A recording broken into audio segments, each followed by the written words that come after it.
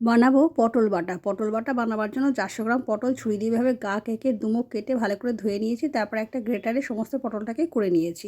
তারপরে আমি 300 গ্রাম চিংড়ি মাছ ভালো করে লবণ আর হলুদ মাখিয়ে রেখে দিয়েছি।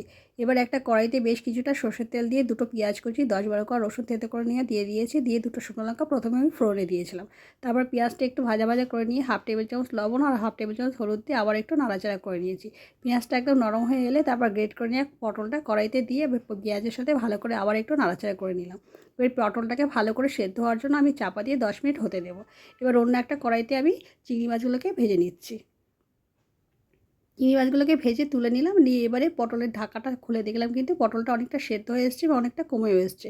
তারপর দুটো কাঁচা লঙ্কা চেরা দিয়ে চিংড়ি মাছটা দিয়ে ভালো করে একটু নাড়াচাড়া করে নিয়েছি। এবার একটু চিংড়ি মাছের সঙ্গে পটলটা বেশ মিশে গেলে তারপরে আমি হাফ টেবিল চামচ চিনি দিয়ে পটলটাকে ওভেনটাকে একদম কমিয়ে দিয়ে বেশ নাড়াচাড়া করে নামিয়ে নিলাম। তৈরি হয়ে গেল আমাদের পটল বাটা।